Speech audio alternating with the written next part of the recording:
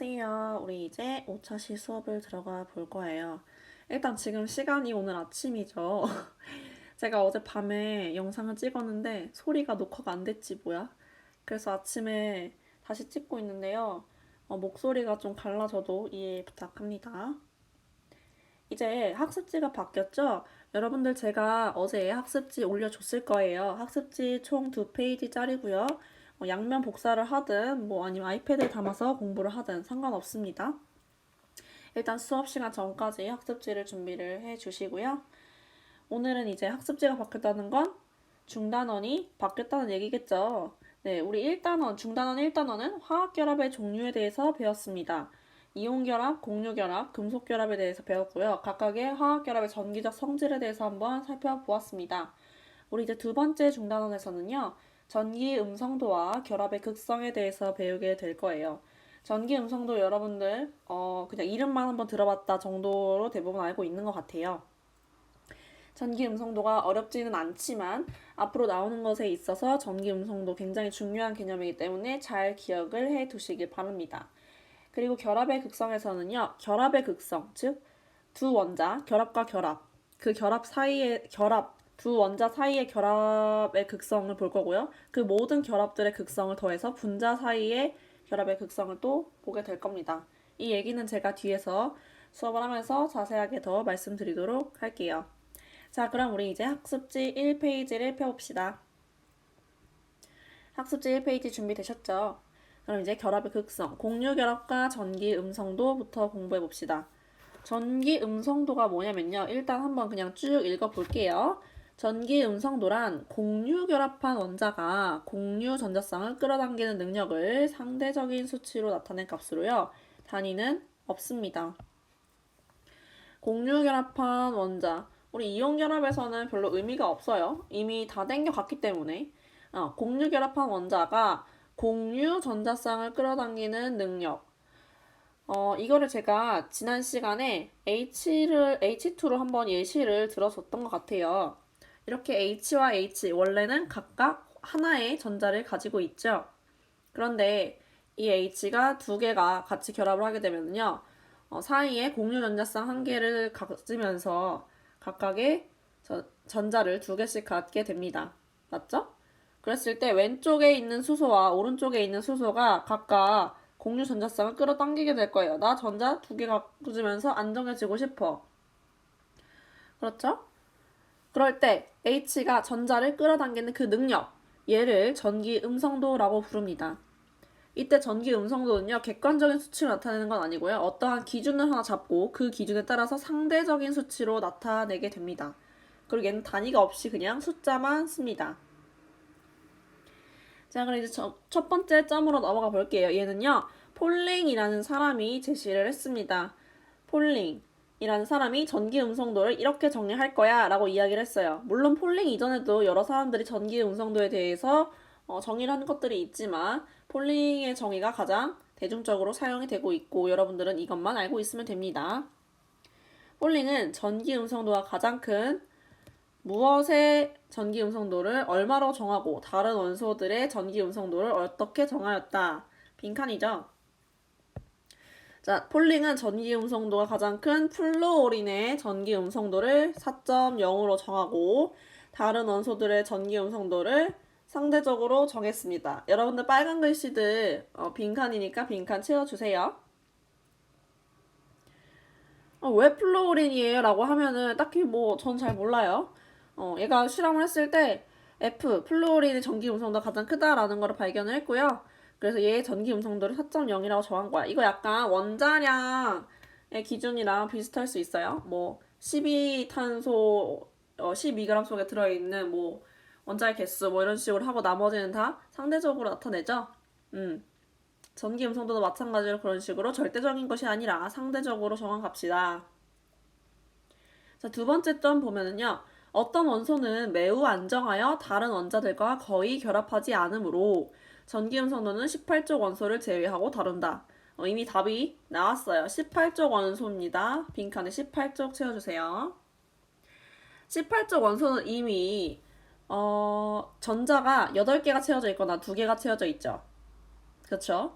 그렇기 때문에 얘는 매우 안정합니다. 그래서 다른 원자들이랑 결합할 필요가 있어, 없어? 없어. 나 혼자만 있어도 얘는 굉장히 안정하거든.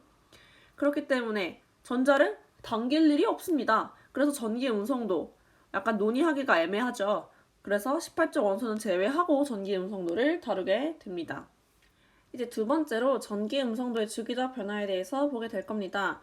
여러분들 학습지에 보면은 주기율표가 그려져 있고 전기 음성도의 경향성이 표시되어 있습니다. 전기 음성도는 오른쪽 위로 갈수록 전기 음성도가 증가하게 됩니다. 이거 기억해 두시면 돼요. 반대쪽은 감소니까 증가 쪽만 기억을 하면 편하겠죠? 그리고 밑에 답을 달아보면서 특징들을 한번 살펴볼 겁니다. 전기 음성도의 주기적 변화는 중요합니다. 왜냐면요, 시험 문제가 나올 거고, 제 시험 문제뿐만 아니라 이제 화원 시험 본다면 기본적으로 주기적인 변화를 알고 있어야 시험 문제를 풀기가 용이할 겁니다. 그리고 주기율표가 나온 김에 제가 하나 또 짚고 넘어가자면 H는 금속 쪽에 있지만 얘는 비금속이죠. 이거 하나 짚고 넘어갈게요. 그리고 F는 전기음성도가 몇이라고? 4.0이라고. 됐죠? 자, 그럼 우리 이제 빈칸을 채워보면서 또 한번 알아봅시다. 자, 같은 족에서, 우리 같은 족은 뭘 의미를 하죠? 족. 세로줄을 의미하죠. 자, 같은 족에서 원자 번호가 증가할수록 전기 음성도는 어떻게 변하고 있을까요? 전기 음성도가 점점 감소하는 경향이 있다. 나와 있죠? 이거는 딱 보면은 알 수 있는 거예요. 자, 적어주세요. 원자 번호가 증가할수록 전기 음성도 값이 작아진다.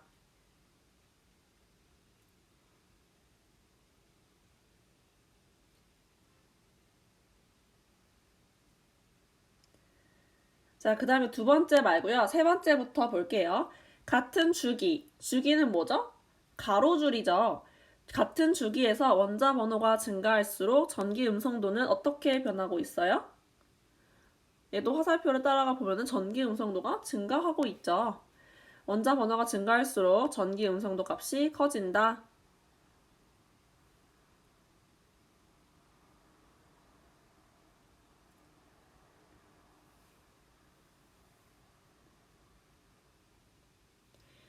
자, 그러면 이제 우리 각각의 이유에 대해서 알아볼 겁니다. 우리 경향성도 중요하고요. 그 이유도 중요합니다. 이유도 시험에 잘 나와요. 같은 족에서 전기 음성도가 원자 번호가 증가할수록 점점 작아진다고 했죠. 그러면 이렇게 변화하는 이유가 뭘까요? 잘 모르겠어? 자, 족에서 한 칸씩 내려갈수록 우리 가장 크게 달라지는 게 뭐죠? 전자수가 달라져. 전자수가 달라지면서 또 뭐? 전자수가 달라지려면 껍질수가 많아져야겠죠. 그래서 정리를 이렇게 해봅니다. 같은 족에서는요, 원자 번호가 증가할수록 전자 껍질수가 많아져 원자핵과 전자 사이의 인력이 감소하므로 공유 전자쌍을 끌어당기는 힘이 약해진다. 여기서 중요한 거는 전자 껍질수가 많아져 이거겠죠?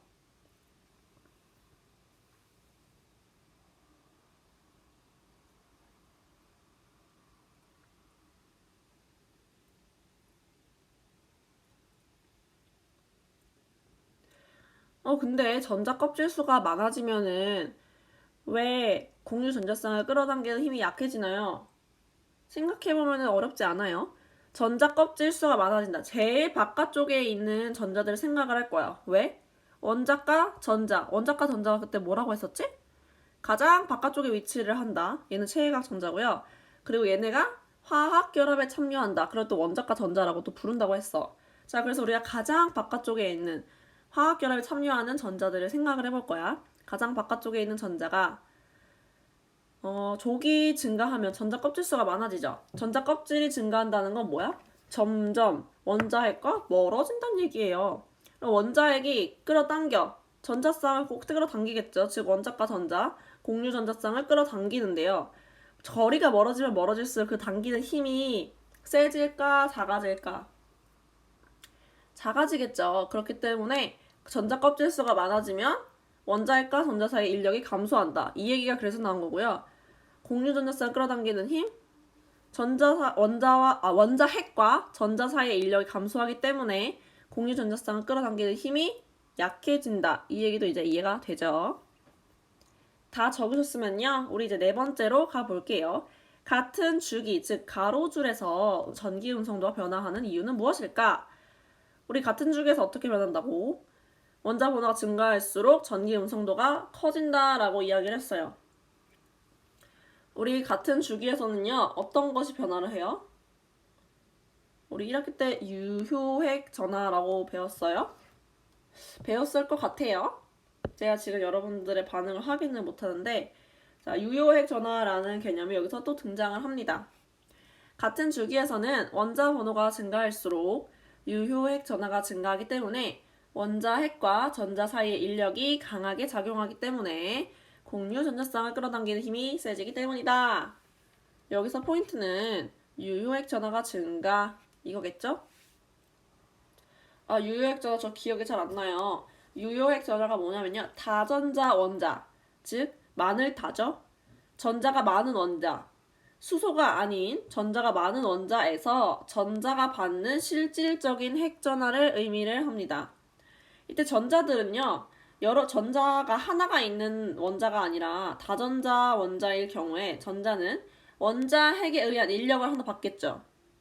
그쵸? 플러스 마이너스니까. 그런데 얘 말고도 옆에 다른 전자들이 있어. 그럼 내부 전자들에도 반발력도 같이 받고 있겠죠? 그럼 우리가 실질적으로 전자가 받는 핵전화는요. 원자 핵의 그 크기가 아닐 거란 말이야. 그쵸? 그래서 우리가 그거를 다 고려해준 값을 유효핵 전화라고 합니다. 어렵지 않죠? 자, 그럼 유효핵 전화가 증가한다라는 건 무슨 말이에요? 점점 원자 핵이 전자를 끌어당기는 힘이 세진다라는 의미죠. 유효핵 전화는 오른쪽으로 갈수록 커진다라고 주기적 성질에서 배웠을 것 같아요. 그러니까 인력이 강하게 작용하니까 얘 마찬가지로 공유 전자쌍을 끌어당기는 힘이 세지겠죠? 넘어갈게요. 다 못 적었으면 멈추고 적어보세요. 3번 전기 음성도가 큰 원자일수록 공유 전자쌍을 끌어당기는 힘이 세진다. 맞죠? 당연한 거야. 전기 음성도가 뭐라고? 공유 결합한 원자가 공유 전자쌍을 끌어당기는 능력이기 때문에 이거는 정의를 알고 있으면 당연한 이야기예요. 그다음에 4번 공유 결합을 이룬 두 원자의 전기 음성도 차이가 클수록 전기 음성도가 큰 원자 쪽으로 공유 전자쌍이 더 많이 치우친다. 일단 원자가 두 개가 필요하겠죠? 공유 결합을 이루려면. 하나로는 될 수가 없어. 세 개도 될 수가 없어. 두 개만 가능한 거야. 전기 음성도 차이가 클수록 얘가 예시를 하나 들어줄게요. 이해가 좀 쉬울게. HF랑 HCl을 예시로 들어볼게요. F가 전기 음성도가 몇이라고? 4.0. 그 다음에 Cl은요. 외울 필요는 없지만 3.0이고요. H는 2.1입니다.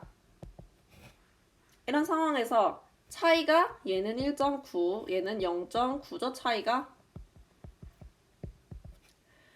차이가 전기 음성도 차이가 HF가 더 크죠. 그럴수록 전기 음성도가 큰 원자 쪽으로 공유 전자쌍이 더 많이 치우친다. 그러니까 힘이 압도적으로 세단 얘기야.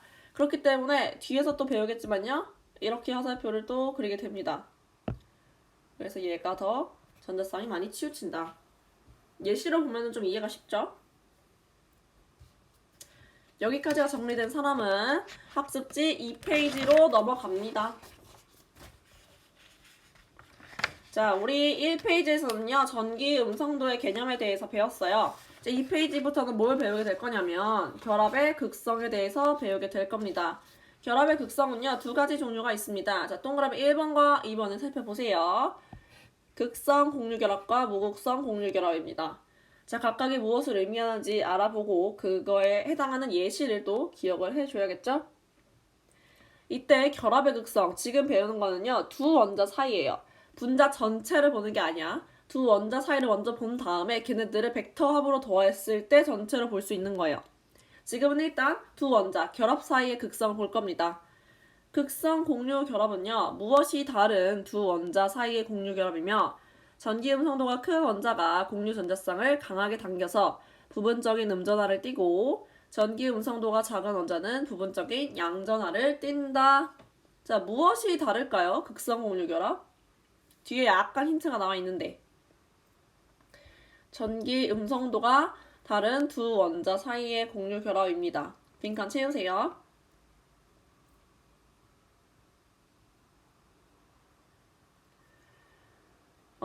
오른쪽 날개를 보면은요, 극성 공유 결합해가지고 HCl 예시가 나와 있죠.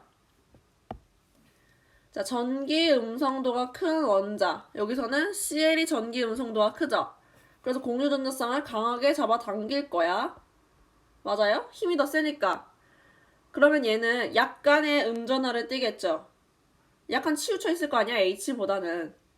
그렇기 때문에 부분적인 혹은 상대적인 음전하를 띠게 될 거야. 그거를 델타 마이너스라고 부릅니다. 이 표시가 델타라고 부르고요. 마이너스니까 델타 마이너스라고 위첨자로 써줍니다. 그럼 반대로 H 같은 경우에는 부분적으로 CL보다는 공유 전자쌍을 덜 당겨. 그러니까 부분적인 양전하, 즉 상대적으로 양전하를 띈다. 그래서 델타 플러스라고 씁니다. 어렵지 않아요? 네, 무극성 공유 결합은요. 아이고 내가 빈칸을 벌써 뚫어버렸네. 같은 원소, 빈칸에 같은 원소부터 적어주세요. 같은 원소의 원자 사이 공유 결합이며 결합한 두 원자의 전기 음성도가 서로 같으므로 부분적인 전하가 생기지 않는다. 자, 얘도 마찬가지로 오른쪽 날개를 봅니다. H2가 예시로 나와 있어요. 이거 앞에서부터 내가 예시를 한두 번 들어줬었던 거예요. H2 같은 경우에는요, 서로 공유 전자쌍을 가져가려는 힘이 같을까 다를까? 당연히 같겠죠. 똑같은 크기의 애들이니까. 같은 원소면은 무조건 같은 힘으로 서로를 당겨야 돼. 그러면 공유 전자쌍이 가운데 팽팽하게 맞서겠죠. 어디로 치우칠 수 있어 없어? 없어. 그렇기 때문에 얘는 부분적인 전하가 안 생깁니다. 딱 한가운데 있기 때문에 상대적으로 플러스 마이너스 이런 게 없잖아. 그쵸? 그럼 이제 3번 예시로 한번 넘어가 볼게요. 물 H2O, 암모니아 NH3, 이산화탄소 CO2는 서로 다른 두 원소가 결합한 게 맞아요? 맞지? 뭐 H랑 O, N이랑 H, O랑 C. 자, 얘는 모두 극성 공유 결합으로 이루어져 있다. 그럼 극성 공유 결합인지는 바로바로 어떻게 알아요? 그냥 다른 원자랑 결합되어 있으면요, 무조건 극성 공유 결합이야. 왜냐면 힘이 다르잖아. 전기 음성도가 다르잖아. 그쵸? 그래서 보면은요, O랑 H 중에 뭐가 델타 플러스고 델타 마이너스일까? 전기 음성도가 누가 더 커? 산소가 더 커. 그럼 더 공유 전자쌍을 많이 끌어당길 거야. 그럼 얘가 델타 마이너스고요. H가 델타 플러스가 되겠죠? NH3는 N이 더 전기 음성도가 크니까 마이너스고 H가 플러스. O랑 C는 이거 잘 모르겠는데요, 선생님. 자, 우리 앞에서 주기율표를 한번 생각을 해봅시다. 기억이 안 나는 사람은 앞에 넘겨봐도 돼요. 자, O랑 C 중에서요, 더 오른쪽에 위치한 애가 뭐죠? 산소죠. 그럼 산소가 전기 음성도가 클까 작을까? 크다라는 걸 알 수가 있어요. 그럼 얘가 델타 마이너스, 얘가 델타 플러스 이런 식으로 갖게 되겠죠? 됐어요. 4번으로 넘어갈게요. 과산화수소 H2O라고 썼는데 이거 그냥 물이지. H2O2입니다. 미안해요. 수정해주세요. H2O2.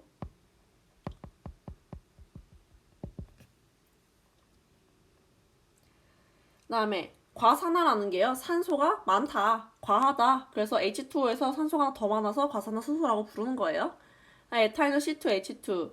세개 분자는 극성 공유결합과 무극성 공유결합이 있다. 아까 3번에서 극성 공유결합을 뭐로 알 수 있다고? 무조건 다른 분자끼리 결합되어 있으면 극성 공유결합이라고. 그 얘기는 다른 여기 극성 공유결합 다른 원자랑 결합되어 있는 게 있다. 무극성 공유결합은 같은 원자끼리 결합된 게 있다. 이 얘기죠. 자, 여기서 또 살펴봅시다. H2O2, O랑 O 같은 원자네? 극성, 무극성. 무극성 공유결합. 자, O랑 H는 다른 원자네? 극성 공유결합이죠? 자, 얘도 C랑 H 다른 애들이네? 그러면 극성 공유결합. C랑 C 같은 애들이네? 무극성 공유결합이죠. 넘어갈게요. 여기까지 됐으면 밑으로 과학 돋보기 가봅시다.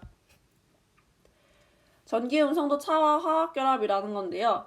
약간 이온결합이랑 좀 애매한데 라고 생각을 했던 친구들도 있을 거예요. 자, 공유결합에는요, 극성 공유결합과 무극성 공유결합 두 종류가 나뉘고요. 그 다음에 아예 이온결합이 되는 경우도 있어요.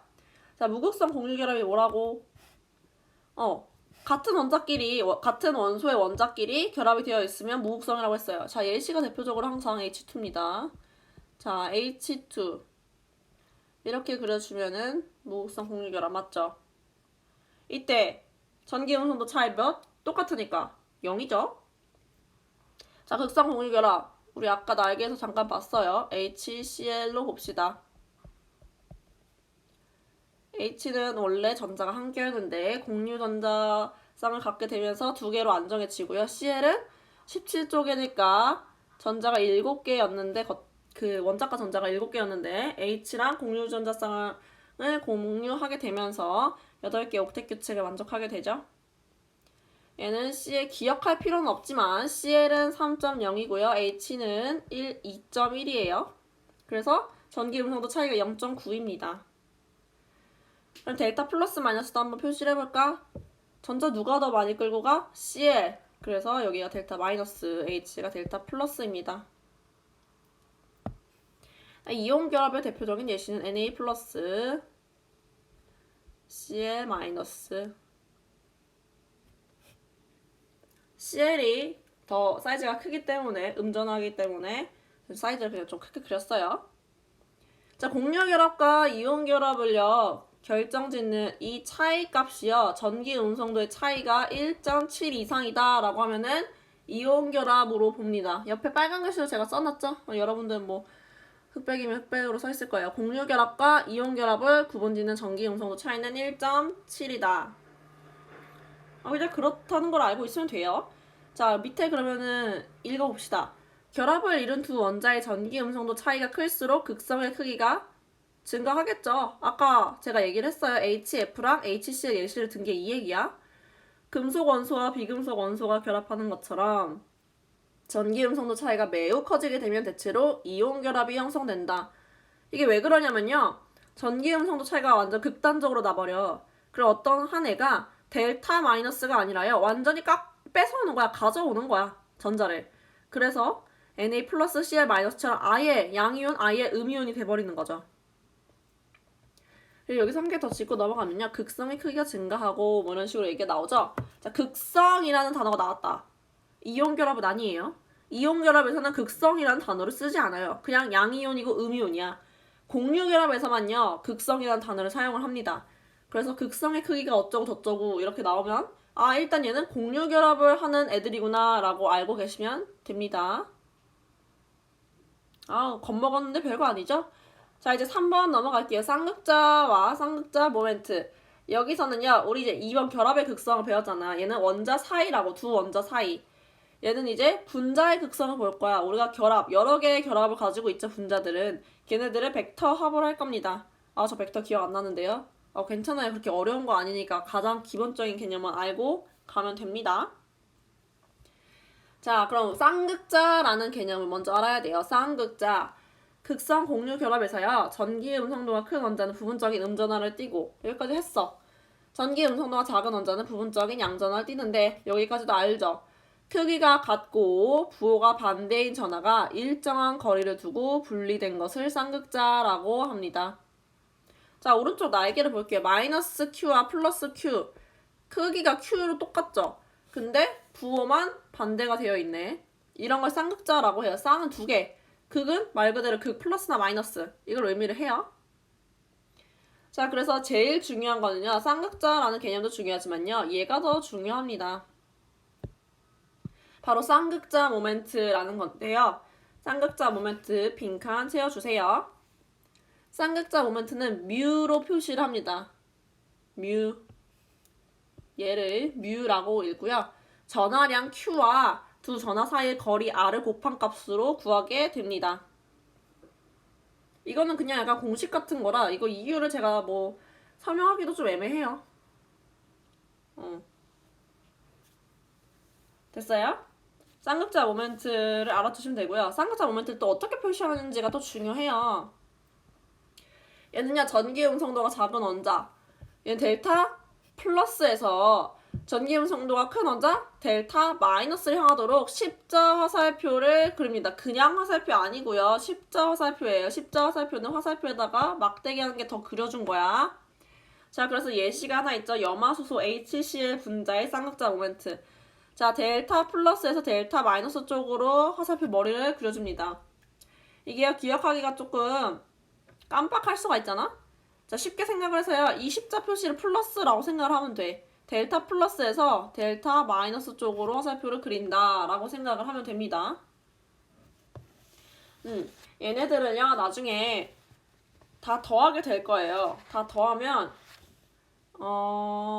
쌍극자 모멘트가 0인지 아닌지에 따라서 분자의 극성을 또 한번 확인을 하게 될 겁니다.